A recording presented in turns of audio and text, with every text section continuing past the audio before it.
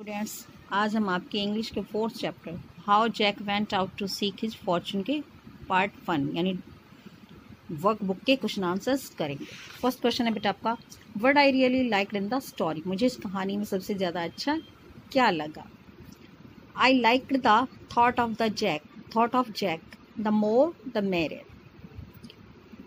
मुझे कहानी में जैक का यह विचार कि जितने ज़्यादा उतने ज़्यादा मज़ा, यह विचार उसका अच्छा लगा। What I learned from the story, मैंने इस कहानी से क्या सीखा। I learned names for collective nouns, मैंने इसमें collective nouns सीखे यानी समूह को, किसी भी व्यक्ति या वस्तु के समूह को क्या कहते हैं, ये सब सीखा। नेक्स्ट है बेटा आपका question, list the events from the story which show how Jack's friends helped him to get fortune from the robbers। कहानी में से आपको वे इवेंट बताने हैं कि कैसे जैक के दोस्तों ने लुटेरों से उसका भाग्य छीनने में हेल्प की। The cat, the dog, the god, the bull and the rooster created a loud hubbub that robbers ran away. यानी कि कुत्ता, बिल्ली, बकरी, बैल और मुर्गा, इन सब ने उसके कहे अनुसार अपना अपना स्थान ग्रहण किया और इतना ज़्यादा शोर किया कि चोर या लुटेरे डर के मारे वहाँ से भाग गए। नेक्स्ट है बेटा आपका, find the sequence of these events in the story and fill out the graphic organizer now.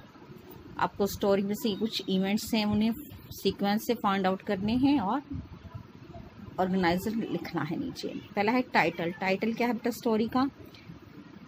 How Jack went out to seek his fortune, कि जैक कैसे अपना भाग्य ढूंढने के लिए निकला। कैरेक्टर्स कौन कौन से थे इसमें? Jack, cat, dog, goat, rooster and bull. Beginning यानी स्टोरी की बिगनिंग क्या था, क्या थी स्टोरी की beginning? One day Jack decided to leave his house to find out his fortune. एक दिन जैक ने अपना घर इसलिए छोड़ने का निश्चय किया कि वह अपना भाग्य या किस्मत पाना चाहता था, ढूंढना चाहता था। नेक्स्ट है बेटा आपका मिडल, यानी कहानी का मिडल क्या था, बीच में क्या था? At night they got a house to stay for night. एक रात जब वह रात को उन्हें एक घर मिला जहां वह उन्होंने रुकने का निश्चय किया। और एंड क्या था स्टोरी का? When the robbers ran away, और जब लुटेरे भाग गए, Jack and his companions got their share of booty. Jack और उसके दोस्तों ने लूट के माल का अपना अपना हिस्सा लिया और घर के लिए रवाना हो गए। नेक्स्ट है बेटा, make sentences using the phrases given below and share them in class. ये जो फ्रेजेस दिए हुए हैं उनको आपको सेंटेंस बनाना है, वाक्य में प्रयोग करना है। फर्स्ट है terrific hubbub. Jack's companions created a terrific hubbub that robbers ran away.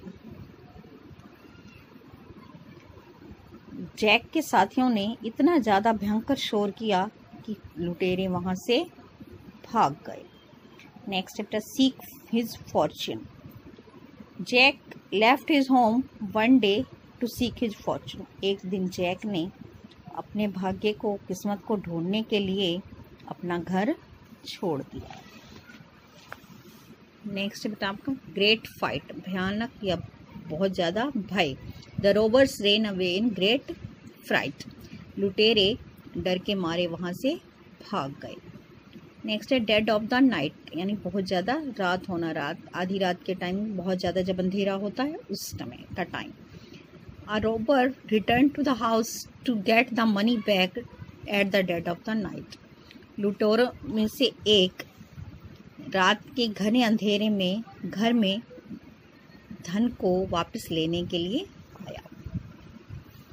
ये स्टोरी में से कुछ बेटा इंटरेस्टिंग इवेंट्स दिए गए हैं नेक्स्ट क्वेश्चन में आपके, और इनको टिक करना है और स्टोरी के जो है वो हाईलाइट करते हैं उनके बारे में लिखना है। और नीचे जो वर्ड्स दिए गए हैं उनको आपको और अपने फ्रेंड के साथ या किसी और 2 फ्रेंड भी ले सकते हो, उनके साथ एक कन्वर्सेशन यानी कि बातचीत जो हम करते हैं आपस में संवाद यानी करते हैं, उनको लिखना है।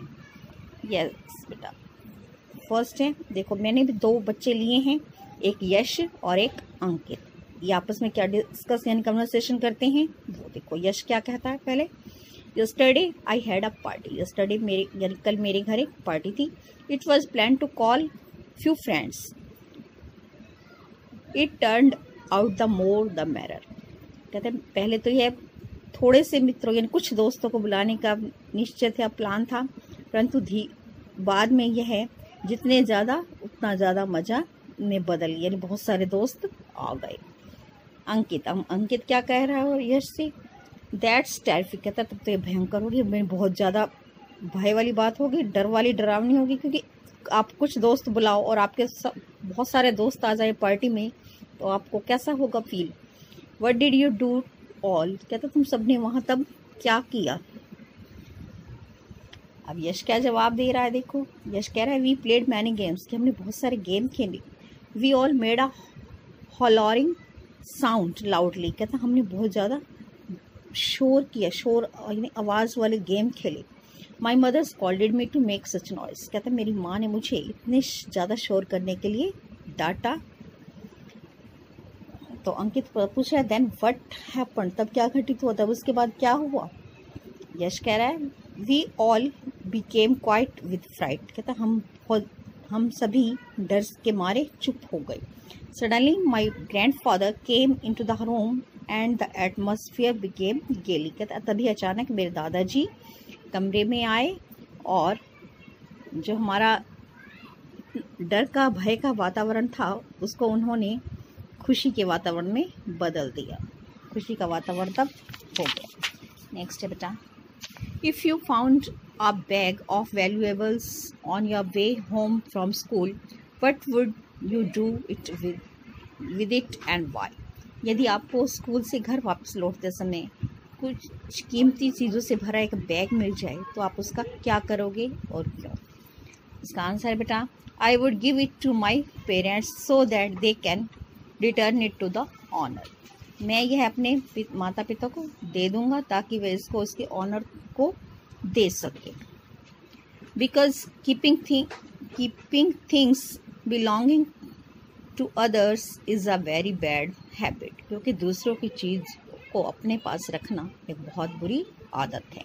The person must have worked hard to earn those valuables. कहता है जिस आदमी का यह बैग होगा उसने अवश्य ही इन महत्वपूर्ण या कीमती चीज़ों के लिए बहुत मेहनत की होगी।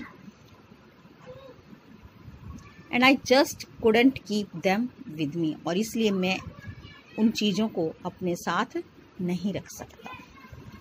नेक्स्ट है बेटा आपका question 9th, the words given below used have been used in the story. जो नीचे वर्ड्स दिए गए हैं बेटा वो स्टोरी में यूज़ किए गए हैं। Find their meanings using a dictionary. Dictionary में से आपको इनके मीनिंग फाइंड आउट करने हैं। Fearsome, fearsome means frightening. Companion, companion associate, fate, destiny. Next है इस बेटा इसी का ही part, use these words to write a short article on the easy way is not always the right way. यानी कि एक आपको छोटा सा आर्टिकल लिखना है। कौन सा टॉपिक है, द इजी वे, यानी कि किसी भी कि जो आप हम इजी वे यानी किसी भी चीज़ को पाने का हम शॉर्ट वे यानी इजी वे अपनाते हैं वो हमेशा सही नहीं होता है।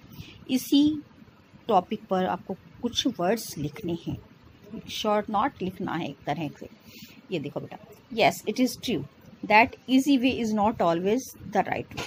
हाँ यह सच है कि किसी भी काम को करने के लिए जो इजी वे है यानी सबसे आसान तरीका है वह हमेशा सही नहीं होता है। Fate always accompanies those who work hard. कहता भाग्य हमेशा उसी का साथ देता है जो हमेशा वर्क हार्ड यानी मेहनत करते हैं। We should always try to be companion with a person who is ready to work hard to achieve success. कहता हमें उस आदमी के साथ हमेशा साथ देना चाहिए जो हमेशा अपनी सफलता पाने के लिए मेहनत करता है। और ये बेटा एक रीडिंग के लिए पैसेज दिया हुआ है और इसी क्वेश्चन आंसर फाइंड आउट करके इसी में से देने हैं रीड करके, और फिर आपके ये MCQ हैं। I hope you will get it. Thank you, have a nice day.